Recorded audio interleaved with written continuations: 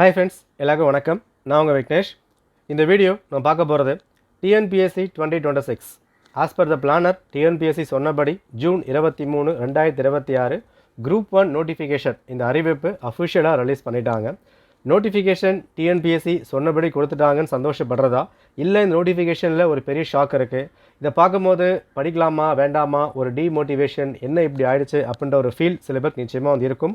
அதெல்லாம் தாண்டி என்னென்ன விஷயங்கள்லாம் பண்ணணும், நோட்டிஃபிகேஷனில் என்னெல்லாம் கொடுத்துருக்காங்க, என்ன வேக்கண்ட் இருக்குது, யாரெல்லாம் எலிஜிபிள், என்ன ஏஜ் லிமிட், என்ன சிலபஸ், என்ன பேட்டர்ன், என்ன கொடுத்துருக்காங்களோ இன் டீட்டெயில் நம்ம வந்து பார்த்துடலாம். இதை பார்த்துட்டு ப்ரிப்பேர் பண்ண ஸ்டார்ட் பண்ணிவிடுங்க. அண்ட் முக்கியமான ஒரு விஷயம், as per the planar group 2 group 4 exam நடந்தே தீரும். ஏன்னா TNPSC as per the planar தான் வந்து போய்கிட்டு இருக்காங்க. அப்கமிங் குரூப் 2 குரூப் 4 படிக்கிறவங்க அலர்ட் ஆகிக்கோங்க. எக்ஸாம்ஸ்க்கு இன்னும் 4-5 மாதம் தான் இருக்குது. ஓகே, சரி பார்த்துருவோம். அண்ட் எக்ஸாம் டேட் அப்ளை பண்ணுறதுக்கு லாஸ்ட் டேட் ஜூலை 27 கொடுத்துருக்காங்க. இன்னும் 1 மந்த் கிட்டே இருக்குது. ஸோ நிதானமாக பொறுமையாக அப்ளை பண்ணுங்கள். எடுத்த உடனே டே 1 வந்து பண்ணிடணும் அந்த மாதிரிலாம் பண்ண வேண்டாம். என்னென்ன விஷயங்கள்லாம் இருக்குது, என்ன கொடுக்கப்பட்டிருக்கு, என்னென்ன விஷயம் கொடுக்குறாங்க, டாக்குமெண்ட்லாம் இருக்குது, எல்லாம் பார்த்துட்டு பொறுமையாக நிதானமாக பண்ணிக்கலாம். அவசரம் வேண்டாம். ஏன்னா டாக்குமெண்ட் தப்பாக கொடுத்துட்டா உங்களுக்கு பின்னாடி போகும்போது ப்ராப்ளம் வந்து வரலாம். ஸோ பொறுமையாக வந்து பண்ணிக்கோங்க. Exam as per the planar September 6 வந்து கொடுத்துருக்காங்க. மெயின்ஸ் எக்ஸாம் சொல்லலை. அப்போ எக்ஸாமுக்கு இங்கேருந்து 70 நாட்கள் இருக்குது. ஸோ என்ன பண்ண போகிறீங்க, எப்படி படிக்க போகிறீங்க, ஒரு ப்ராப்பர் பிளான் பண்ணிவிட்டு அதுக்கப்புறம் படிக்க ஆரம்பிங்க. இந்த ஒரு 2.25 மாதம் தான், 2.5 மாதம்னு கிடையாது, 2.25 மாதம் தான். 2.25 மாதம் 2 மாதத்தில் என்ன பண்ணுறன்றத ஒரு கிளியர் பிளான் பண்ணிட்டா மட்டும்தான் குரூப் 1 கிராக் பண்ண முடியும். ஏன்னா ஹெவி காம்படிஷன், எல்லா விஷயமும் அடங்கியிருக்கு. அதுக்கு ஏற்ற மாதிரி பிளான் பண்ணிக்கோங்க. ஓகே, சரி பார்த்துடலாம். அண்ட் குரூப் 1 குரூப் 2 குரூப் 4க்காக classes and test batch with offer price போய்கிட்டு இருக்கு. டிஸ்கிரிப்ஷன் லிங்க் கொடுத்துருக்கேன், செக் பண்ணி பாருங்கள். இங்கே என்ன ஷாக் அப்படின்னு சொல்லும் போது, போஸ்ட் அண்ட் வேகன்சிஸில் கொடுக்கப்பட்டிருக்க மொத்த காலி பணியிடங்கள் 26 தான் கொடுத்துருக்காங்க. இதை பார்க்கும்போது படிக்கலாமா வேண்டாமா, 26ல் ஒரு போஸ்ட் கிடச்சா போதும் படிச்சிடலாம் நம்ம எல்லாருமே சொல்கிறது தான். பட் அவங்கவுங்க இடத்துல இருந்து பார்த்தா தான் என்ன பண்ணுறோம் என்ன பண்ண போகிறோம் கிளியராக வந்து புரியும். அப்போ இந்த 26 வேகன்சி படிக்கலாமா வேண்டாமா, டிமோட்டிவேஷன் எல்லாருக்குமே ஒரு மைண்டில் வந்து ஓடிக்கிட்டு இருக்கும். பட் ஒரு விஷயம் ரியாலிட்டியாக வந்து புரிஞ்சுக்கோங்க. போன வருஷம் 70 கிட்டே கொடுத்துருந்தாங்க, அதுக்கு முன் வருஷம் 90 கிட்டே கொடுத்துருந்தாங்க. So group 1 vacancy year on year ஓரளவுக்கு 100, 120, 130 அந்த மாதிரி தான் வந்து கொடுத்துருந்தாங்க. 24, 25, 26 எக்ஸாம்ஸ் கண்டினியூஸாக வருது. வேகன்சி நிச்சயமாக கம்மியாக தான் எதிர்பார்த்தோம், பட் ரொம்ப கம்மியாக இருக்குது. இது இன்னும் இன்க்ரீஸ் ஆனால் ஒரு 30, 35 வரைக்கும் வந்து வரலாம். அண்ட் ஒரு விஷயம் ஞாபகம் வச்சுக்கோங்க, அப்கமிங் குரூப் 2 குரூப் 4மே வேகன்சி பெரிய அளவுக்கு வந்து வராது. ஏன்னா கவர்மெண்ட் ஃபார்ம் ஆகிருக்கு, ஒரு விஷயம் இருக்குது, உள்ள சில விஷயங்கள்லாம் வந்து பண்ணிக்கிட்டு இருப்பாங்க. அண்ட் கண்டினியூஸாக எக்ஸாம் நடக்கிறதுனால வேகன்சி பெருசாக வராமல் கூட வந்து போகலாம். சரிங்க, இப்போது டெப்டி கலெக்டரில் 12 கொடுத்துருக்காங்க, ஏசியில் 3 இருக்குது, அண்ட் ரெஜிஸ்டர் கோஆப்ரேட்டிவ்ஸில் 3 இருக்குது, அண்ட் ரெஜிஸ்டரில் 8 கொடுக்கப்பட்டிருக்காங்க, லேபர் அசிஸ்டன்ட் கமிஷனரில் 1 கொடுத்துருக்காங்க. அப்போ 26 வேகன்சிஸ் நான் படிக்கலாமா வேண்டாமான்னு சொல்லும் போது நான் சொல்கிற ஒரு விஷயம் நல்லா மைண்டில் ஏற்றிக்கோங்க, இதை மறந்துடுங்க. ஓகே, இங்கே நான் அடிக்கடி சொல்கிற விஷயந்தான், டிஎன்பிஎஸ்சி 2024 இருக்கட்டும் 25 இருக்கட்டும், நான் சொன்னது குரூப் 1 குரூப் 2 குரூப் 4 அப்படின்ற மாதிரி ஒரு டார்கெட்டை வந்து ஃபிக்ஸ் பண்ணிக்கோங்க. ஏன்னா 3 எக்ஸாமும் வருது அப்படின்னா உங்களுக்கான சிலபஸாக இருக்கட்டும், படிக்கிற புக்ஸாக இருக்கட்டும் ஆல்மோஸ்ட் சேம் தான், ஒரே மாதிரி தான் படிக்க போகிறீங்க. கேட்குற கேள்விகள் அந்த பேட்டர்ன் வந்து மாறலாம். சொல்லப்போனால் குரூப் 4 எக்ஸாம் குரூப் 1 விட டஃபாக வந்து கேட்டுட்டு இருக்காங்க. ஜிஎஸை பார்க்கும்போது, கரண்ட் அஃபேர்ஸை பார்க்கும்போது. அப்போது நம்ம டார்கெட் டிஎன்பிஎஸ்சிக்குள்ளே போகணும், அதை மைண்டில் வந்து வச்சுக்கோங்க. குரூப் 1க்காக நம்ம வந்து போராடுறோம், எல்லாம் வந்து ஓகே இல்லைன்னு சொல்லவே இல்லை.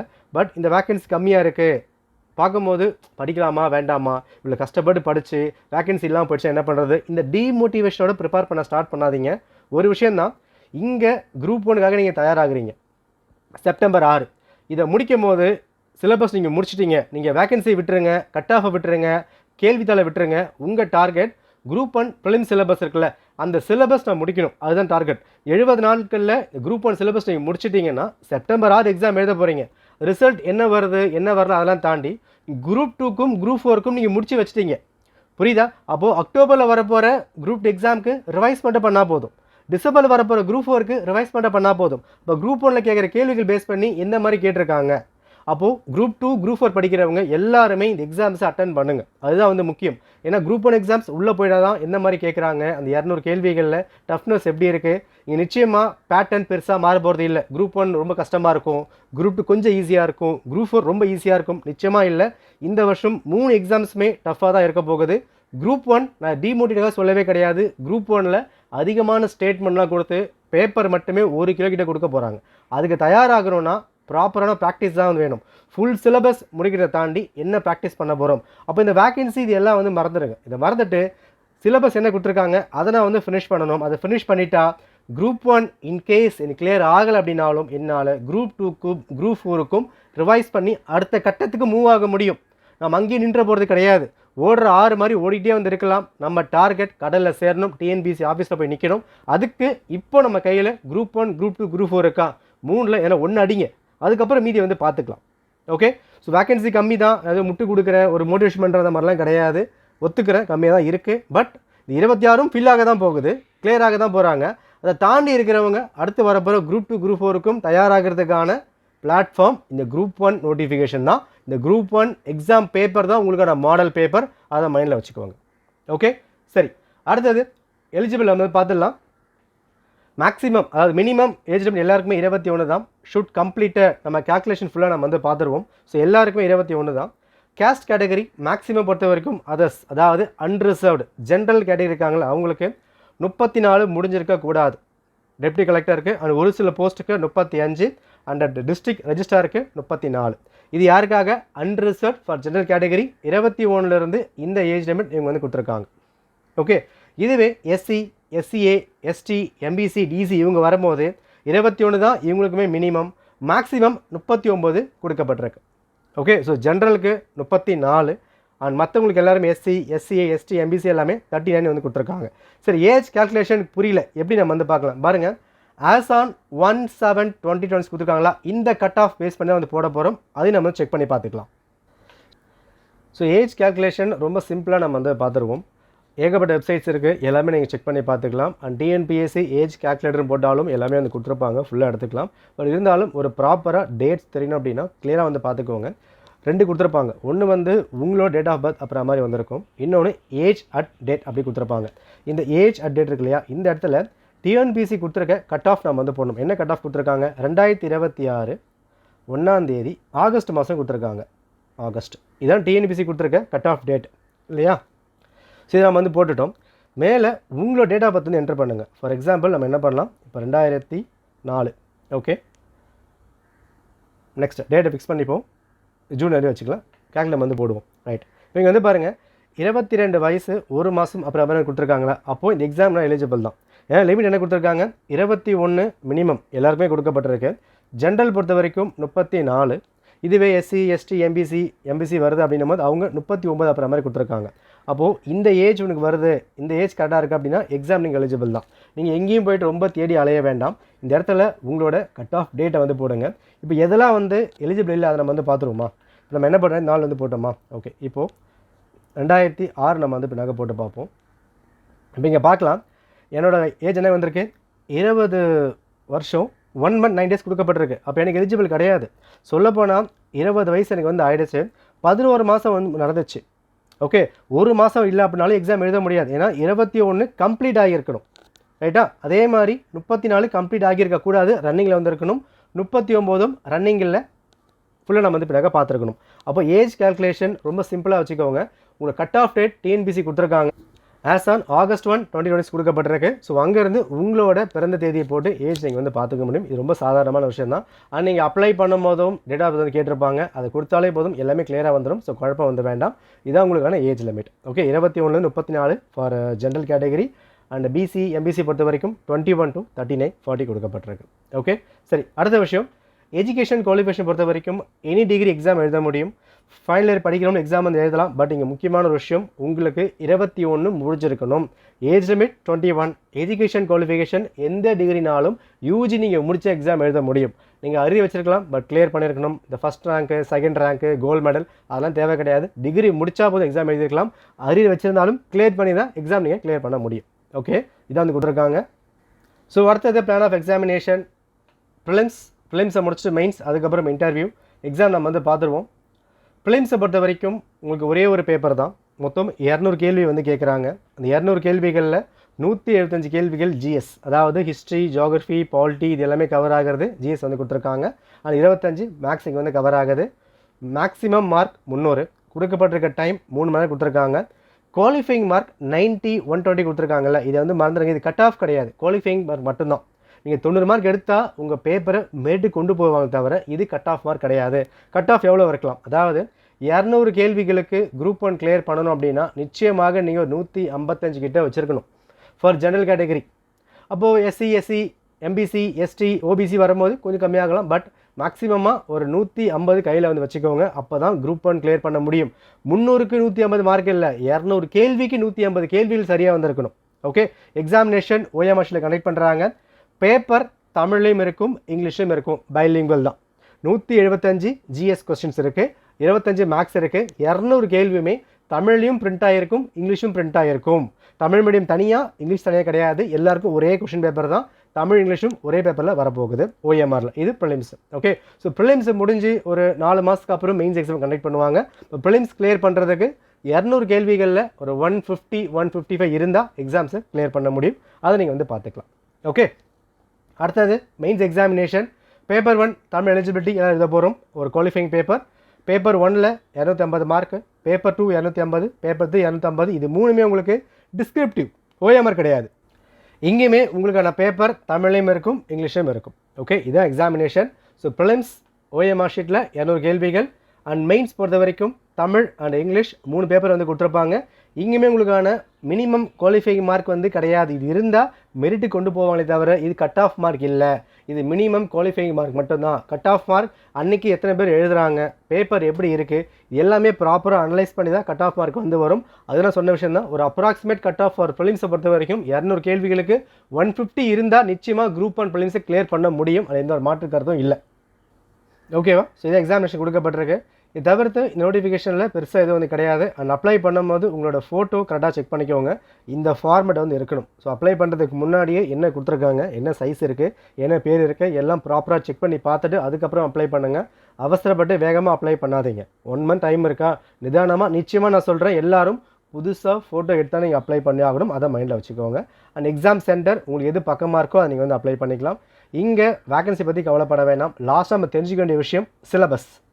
ஸோ டிஎன்பிஎஸ்சி குரூப் 1ஓட சிலபஸ் கொடுத்துருக்காங்க. ப்ரிலிமினரி 175 ஜிஎஸ் கொடுக்கப்பட்டிருக்கு. சயின்ஸில் 10, geography 10, history culture of India national movement 25 கேள்விகள், பாலிட்டி 40 கேள்விகள், இந்தியன் எக்கானமி அட்மினிஸ்ட்ரேஷன் 50 கேள்விகள், ஹிஸ்ட்ரி கல்ச்சர் பொலிட்டிக்கல் மூவ்மெண்ட் 40 கேள்விகள். ஓகே, இங்கே 25 மேக்ஸ் கொடுத்துருக்காங்கல்ல, இந்த 25ல் ஞாபகம் வச்சுக்கோங்க, மேக்ஸிமம் 20 போகிற நீங்கள் ட்ரை பண்ணியே ஆகணும். ஏன் அப்படின்னா இங்கே ஜிஎஸ்சில் வந்து கேட்குற கேள்விகள் டஃப்பாகிட்டு தான் போய்கிட்டு இருக்கு. போன வருஷமாக இருந்தாலும் அதுக்கு 3 வருஷமாக இருந்தாலும் அதுக்கு நம்ம தயாராகணும். அதிகமான ஸ்டேட்மெண்ட் கேட்க போகிறாங்க, அதுக்கு ஏற்ற மாதிரி ப்ரிப்பேர் ஆகிக்கோங்க. இந்த வருஷம் யூபிசி பேப்பர் சில பேர் வந்து பார்த்துருக்கலாம். அந்த லெவல் இங்கேயுமே அப்ளை பண்ணுவாங்க இந்த வருஷம் குரூப் 1ல். நான் சொல்கிறேன், நடக்க வாய்ப்பு இருக்குது. ஸோ அதுக்கு ஏற்ற மாதிரி ப்ரிப்பேர் ஆகிக்கோங்க. நான் வந்து பயம் பொருத்தணும் அப்புறமா நான் சொல்லவே இல்லை. ஒரு வார்னிங் மெசேஜ். லாஸ்ட் டைம் பார்க்கலாம், நீங்கள் ஏகப்பட்ட ஸ்டேட்மெண்ட்ஸாக கொடுத்துருந்தாங்க. அந்த 200 கேள்விகள் டைம் பார்க்காம சும்மா ஷேட் பண்ணால் கூட டைம் பத்தலை. படிக்கவே வேண்டாம், ஏபிசிடி மட்டும் இங்கி பிங்கி வாங்கி போட்டு போகிறனா கூட அந்த இங்கி பிங்கி வாங்கி போகிறதுக்கே டைம் பத்தாமல் இருந்தது. மேக்ஸ் எல்லாமே டைம் ஜவ்வாக எழுந்தது. அப்போ நீங்கள் என்ன பண்ணுங்கள், அந்த 25 கேள்விகளில் ஷார்ப்பாக 20 வரணும். இங்கே நமக்கு 200 கேள்வியுமே கரெக்டாக இருக்குன்னு அவசியமே இல்லை. 200 கேள்விகளில் 145, 150 இருந்தால் போதுமான விஷயம். குரூப் 1 ப்ரிலிம்ஸை கிளியர் பண்ண முடியும். அப்போது 40-50 கேள்விகள் நம்ம வந்து விட்டுடலாம், தப்பு கிடையாது. அப்போ என்ன பண்ணலாம், இங்கே செலக்டிவாக ப்ரிப்பேர் பண்ணால் போதும். அப்போது இருக்கிற கேள்விகளில் இப்போ 140, 150 நம்ம வந்து வச்சுக்கலாமே. 150ல் 20 கேள்விகள் மேக்ஸ், பேலன்ஸ் 130 தான் வந்திருக்கு. இப்போ அது 130ல் எந்தெந்த சப்ஜெக்டில் ஃபோக்கஸ் பண்ணலாம். ஃபஸ்ட்டு பாலிட்டி 40 கேள்விகள்.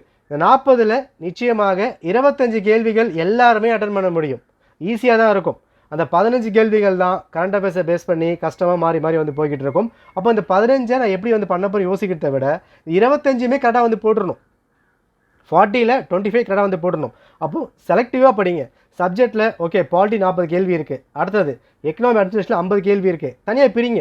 எக்கனாமி தனியாக நீங்கள் பிரிக்கணும், அட்மினிஸ்ட்ரேஷன் தனியாக வந்து பிரிக்கணும். ரெண்டுமே சேர்த்து 50 கேள்விகள். எக்கனாமி மட்டும் 50 கிடையாது. அப்போ நம்ம என்ன பண்ணக்கூடாது, எக்கனாமி புக் இருக்குது, 11th புக் 12th புக் ஃபுல்லாக வந்து படிக்கலாம், 50 கேள்வி வந்துடும் கிடையாது. இங்கே கரண்ட் அஃபேர் தான் ரோல் ப்ளே பண்ணணும். கொடுத்துருக்காங்க பாருங்கள், கரண்ட் அஃபேர்ஸ் இருக்கா, இவங்க தான் ரோல் ப்ளே பண்ணுவாங்க. முக்கியமான விஷயம், கவர்மெண்ட் மாறி இருக்குது. பழைய ஸ்கீம்ஸ் உள்ள கேட்பாங்களா மாட்டாங்களா எப்படின்னு தெரியாது. கேட்கவும் செய்யலாம், கேட்காமலும் இருக்கலாம். புது கவர்மெண்ட் இன்னும் ஃபுல்லாக எதுவும் கொண்டு வரல. பட்ஜெட் இதுக்கப்புறம் தாக்கல் பண்ண போகிறாங்க. அந்த பட்ஜெட்டில் சில விஷயங்களை உள்ளே வந்து கொண்டு வருவாங்க. பழைய ஸ்கீம்ஸை வந்து ஆல்டர் பண்ணுவாங்க. அப்போ அதுக்கான விஷயங்கள் ஃபுல்லாக நம்ம வந்து பார்த்தாகணும். ஏன்னா நிர்வாகம் அப்படி வரும்போது எல்லாமே சம்மந்தப்பட்டு தான் கேட்பாங்க. இந்த 50 கேள்விகளில் எக்கனாமி கம்மியாக இருக்கும், அட்மினிஸ்ட்ரேஷன் தான் தூக்கலாக இருக்க போகுது. அப்போ நம்ம என்ன பண்ணணும், எக்கனாமிக் அமைப்பு இதை வந்து ஃபோக்கஸ் பண்ணி ஆகணும். ஓகே, சேம் அதே மாதிரி தான் history, culture, socio political movement தான் இங்கேயும் கேள்வி அதிகமாக வந்து வரப்போகுது. இன்றைக்கி காலகட்டம் நடப்பில் என்ன வந்து போய்கிட்டு இருக்கு, அதிகமாக கொள்கைகள் பேசிக்கிட்டு இருக்காங்க, அரசியல் பேசிக்கிட்டு இருக்காங்க, ட்ரெண்ட் ஆகிக்கிட்டு இருக்கு. அப்போ அந்த மாதிரி விஷயங்கள்லாம் கேள்விகளாக நிச்சயமாக கேட்பாங்க. சினிமா பாட்டிலேருந்து கேள்வி கேட்கும் போது கொள்கைகள் பேசுகிறாங்க, அரசியல் பேசுகிறாங்க, சட்டசபையில் பேசுகிறாங்கன்னா அங்கிருந்தும் கேள்விகள் வரலாம், தலைவர்கள் பற்றி கேள்விகள் வரலாம். இப்போ ஃபார்மனி கவர்மெண்ட்லேருந்து 5 பேர் வந்திருக்காங்க, லைக் அஞ்சலி அம்மாள் இருக்காங்க. இந்த மாதிரி விஷயம் இருக்கும் போது புதுசான கேள்விகளும் உள்ளே வந்து ரைஸ் ஆகலாம். அதுக்கு ஏற்ற மாதிரி தயாராகணும்னா ஒரு சப்ஜெக்டும் செலக்டிவாக படிங்க, எல்லாமே படிக்க வேணாம். ஃபார் எக்ஸாம்பிள் இப்போ சயின்ஸ் இருக்கீங்க, 10 கேள்வி இருக்கா, நான் சொல்கிறேன் இதை தொடாதீங்க, லாஸ்ட்டாக பார்த்துக்கலாம். லாஸ்ட்டாக ஒரு 5 டேஸ் இருக்கா பார்த்துப்போம். நீங்கள் எவ்வளோ தான் வந்து சயின்ஸுக்கு டைம் ஸ்பெண்ட் பண்ணி ப்ரிப்பேர் பண்ணாலும் இங்கே வரப்போகிற கேள்விகள் 10 கேள்விகள் தான், ப்ளூ பிரிண்ட் கொடுத்துட்டாங்க. பட் இதுக்கு 6th-லேருந்து 12th வரைக்கும் அவ்வளோ புக்கு நீங்கள் வந்து படிக்கணும். முடியுமான்னு கேட்டால் நினச்சா முடியும், பட் 70 நாட்கள் தான் கையில் இருக்குது. அப்போ செலக்டிவாக ஜியாகிரஃபி 10 இருக்கா, 10ல் நான் 5 நான் போட ட்ரை பண்ணணும். 25 இருக்கா இன்டர்நேஷ்னல் மூமெண்ட்டில், இங்கே ஒரு 15 நான் வந்து போடணும். 40 கேள்வி இருக்கா, இங்கே ஒரு 30-35 நான் வந்து போடணும். இந்த மாதிரி ஒரு சப்ஜெக்ட்டுக்கும் செலக்டிவாக இந்த டாப்பிக்கில் இவ்வளோ வந்து கேட்பாங்க, இந்த டாபிக் இப்படி வந்து கொண்டு போகலாம். இதை மைண்டில் திங்க் பண்ணி ஒரு ப்ராப்பர் ப்ளூ பிரிண்ட்டை ஒரு பிளானாக மேக் பண்ணி அதுக்கப்புறம் படிக்க ஆரம்பிங்க. கண்ணை மூடிக்கிட்டு 6th, 7th, 8th test class இந்த மாதிரி மட்டும் போகினீங்கன்னா Group 1 சாத்தியம் கம்மி தான். வேக்கன்சி கம்மியாக இருக்குன்னா அதுக்கு ஏற்ற மாதிரி ஒரு ஸ்மார்ட் ஒர்க்கை உள்ளே கொண்டு வந்தால் கிளியர் பண்ண முடியும். எப்படி சொன்னது தான், வேக்கன்சியை மறந்துடுங்க, Group 1 படிங்க, சிலபஸை முடிங்க, செப்டம்பர் 6 எக்ஸாம் எழுதுங்க. அதில் வருதோ வரலையோ உங்களுக்கான அனுபவம் Group 2, Group 4க்கு பயன்படும். இங்கே நம்ம target as of now Group 1, Group 2, Group 4ல் எதனா ஒரு விஷயம் உள்ளே போய் ஆகணும், அதை மைண்டில் வச்சுக்கோங்க. இந்த Group 1 எய்ம் எல்லாம் வந்து ஓகே, செப்டம்பர் 6 மைண்டில் ஸ்ட்ராங்காக ஃபிக்ஸ் பண்ணி ப்ரிப்பேர் பண்ணுங்கள். வந்தாலும் லாபம், வரலான லாபம். நம்ம டார்கெட் அடுத்தடுத்து நம்ம கொண்டு போக முடியும். Please fix with that. Okay, நான் டிமோட்டிவேட் பண்ணுறதுக்காகவோ இல்லை Group 1 ஷிஃப்ட் பண்ணுங்கள், Group 2 ஜாயின் பண்ணுங்கள், Group 2 படிக்க ஆரம்பிங்க அப்படி கிடையாது. நம்மளுக்கு ஒரு கான்ஃபிடன்ஸ் வேணும், அதுக்கு நமக்குள்ள நம்ம தான் கொண்டு வந்தாகணும். பரவாயில்லப்பா, நம்ம வந்து படிக்கலாம், 70 நாள் இருக்குது, எவ்வளோ முடியுமோ நம்ம கவர் பண்ணலாம். நினச்சா நிச்சயமாக வந்து பண்ண முடியும், ஜெயிக்க முடியும். நாம் ஜெயிக்கிறோன்றதை நாமளாக முடிவு பண்ணணும். தோக்கிறது வந்து லாஸ்ட்டு, எப்படி வேணால் வந்து பின்னாக போகலாம், எண்டு எப்படி வேணால் மேலே மாறலாம். பட் ப்ராசஸ் என்ன நம்ம வந்து பண்ணுறோம், அதுக்கு உழைப்பு நம்ம என்ன வந்து பின்னாக போட போகிறோம். இப்போ செப்டம்பர் 6 சிலபஸை முடிக்கிறேன், ஹிஸ்ட்ரி முடிக்கிறேன், ஜியாகிரஃபி முடிக்கிறேன், பாலிட்டி முடிக்கிறேன். இதே சிலபஸ் Group 2க்கு, இதே சிலபஸ் Group 4க்கு, லாங்குவேஜ் மட்டும் எக்ஸ்ட்ரா வந்து வருது, இதே மேக்ஸ் தானே. அப்போது அதே 25 மேக்ஸ் தான். அப்போ 20 போடுறோம் அப்படின்னா Group 2ல் 24 வந்து போட்டாகணும், Group 4ல் எல்லாமே நான் வந்து போட்டாகணும். அப்போ அதுக்கு ஏற்ற மாதிரி இந்த 6ஆம் தேதி நான் 200 கேள்விக்கு எவ்வளவு நான் போட போகிறேன், இதை ஸ்ட்ராங் பண்ணிட்டா போதும். அது Group 1 இருக்கலாம், Group 2 இருக்கலாம், Group 4 இருக்கலாம், நாம் இங்கே கிளியர் பண்ண முடியும். அதை மைண்டில் வச்சுக்கிட்டு ப்ரிப்பேர் பண்ண ஸ்டார்ட் பண்ணுங்கள். வேகன்சியை பார்த்து டிமோட்டிவேட் ஆக வேண்டாம். அடுத்தது வரப்போகிற வீடியோக்குள்ளே 70 நாட்கள் எப்படி நம்ம வந்து கொண்டு போகலாம், எந்த மாதிரி பண்ணலாம் எல்லாமே நான் வந்து கொடுக்குறேன். ஃபுல்லாக பார்த்துட்டு அதுக்கப்புறம் நீங்கள் வந்து ப்ரிப்பேர் பண்ண ஸ்டார்ட் பண்ணுங்கள். அப்ளை பண்ணுற வீடியோ சீக்கிரமாக வந்து வரும். டவுட்ஸ் எதாவது இருக்குது அப்படின்னா கமெண்ட் பண்ணி கேட்டு பண்ணிக்கோங்க. டெலகிராம் ஜாயின் பண்ணிக்கோங்க, ஓப்பன் ஆகிடுச்சு. ஃப்ரீ டேஸ் பிளான் பண்ணிக்கிட்டு இருக்கும், உங்களுக்கு யூஸ்ஃபுல்லாக வந்திருக்கலாம். Okay, all the best. நன்றி, வணக்கம்.